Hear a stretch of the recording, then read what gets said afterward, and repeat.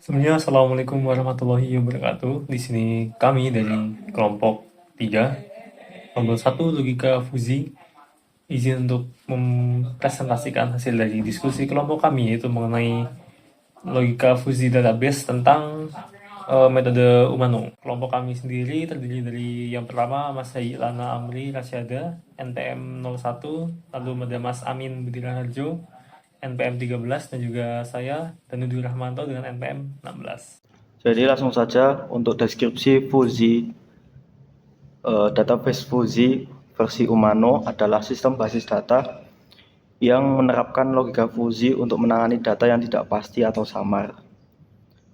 Umano adalah sebagai framework berbasis logika Fuzi yang memungkinkan integrasi nilai linguistik seperti tinggi atau cukup, cepat, ke dalam database relasional maupun non-relasional.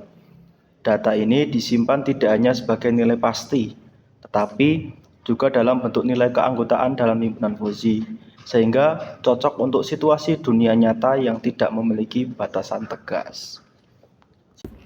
Baik, untuk selanjutnya yaitu fungsi dari metode Umano itu sendiri.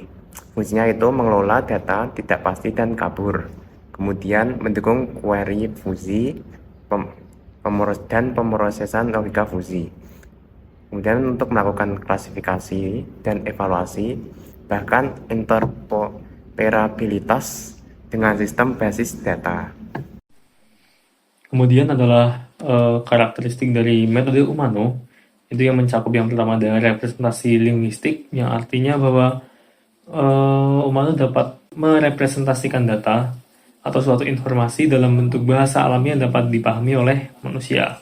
Kemudian yang kedua yaitu fungsi keanggotaan, di mana fungsi keanggotaan merupakan komponen dasar dalam logika Fuzzy. Selanjutnya, basis pengetahuan logika Fuzzy merupakan kumpulan aturan if-then yang mendasari pengambilan keputusan sistem Fuzzy. Keempat, ada antarmuka interaktif, yaitu memberikan fasilitas bagi para user untuk berinteraksi dengan sistem. Misalnya untuk mengatur input ataupun parameter pada sistem. Kemudian yang kelima, ada integrasi dengan logika inferensi.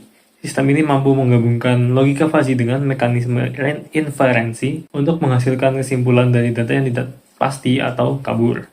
Oke, kemudian contoh metode bisa kita lihat ada beberapa data yaitu dengan kolom nama, umur, dan nama anak. Pada record pertama tidak ada data yang ambiguous. Ani berusia 35 tahun dan memiliki seorang anak yang bernama Fitri. Kemudian pada data yang kedua juga tidak ada data yang ambigu. Lia berusia 33 tahun dan belum mempunyai anak.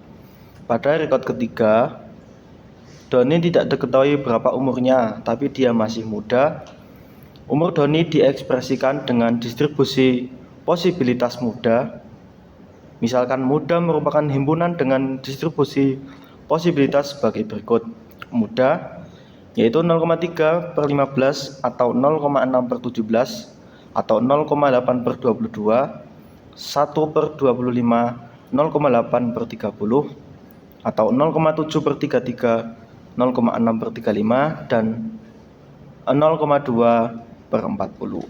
Oke, untuk selanjutnya pada record ketiga kita dapat mengidentifikasi bahwa Doni memiliki anak, tapi dari anak tersebut Doni tidak mengetahui namanya. Nama dari anak Doni itu diekspresikan dengan distribusi posibilitas yang tidak tahu, yang berarti siapapun mungkin bisa bernilai 1 pada posibilitas. Nah, kemudian pada record keempat kita tidak mengetahui seberapa umur Sandra dan dapat diekspresikan dengan distribusi tidak tahu yang dapat dilihat pada tabel umur di sebelah Sandra. Nah, yang berarti berapapun mungkin nilainya adalah 1. Kemudian Sandra memiliki anak yang bernama Ningrum. Kemudian pada record kelima kita dapat melihat bahwa Riko diketahui dengan umur 56. Kemudian untuk identifikasi selanjutnya yaitu Riko memiliki seorang anak tetapi belum diketahui nama pastinya, bisa jadi Nia ataupun Ana. Ketidakpastian ini dinyatakan dalam bentuk distribusi probabilitas atau posibilitas, yaitu Nia dengan 0,8 dan juga Ana dengan 0,5. Artinya, kemungkinan anak Riko bernama Nia adalah 0,8 dan anak Riko bernama Ana adalah 0,5. Karena nilai posibilitas Nia lebih tinggi daripada Ana, maka sistem cenderung menganggap bahwa anak Riko lebih mungkin bernama Nia. Oke, kemudian identifikasi pada rekod ke-6 atau data ke-6, umur Dian diketahui 50 tahun atau 51 tahun. Umur Dian diekspresikan dengan distribusi posibilitas 50,51 yang berarti umurnya antara 50 atau 51. Misalkan distribusi posibilitas yang diberikan adalah 0,8 per 50 atau 0,4 per 51, yang berarti bahwa nilai posibilitas Dian berumur 50 tahun adalah 0,8 dan nilai posibilitas Dian berumur 51 adalah 0,4 tahun.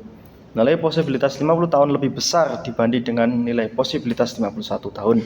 Kita tidak tahu apakah Dian memiliki anak atau tidak. Kemudian nama anak Dian diekspresikan dengan distribusi posibilitas undefinite atau tidak jelas punya anak atau tidak, di mana ini bernilai nilai posibilitasnya adalah 0.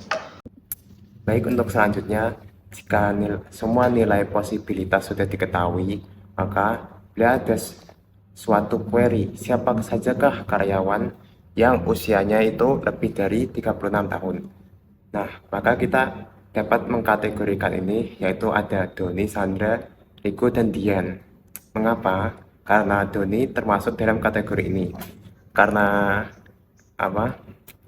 Untuk kategorinya itu dimana usianya adalah 40 tahun, yang berarti itu lebih dari 36 tahun. Dimana anggota himpunan muda meskipun posibilitasnya cuma 0,2.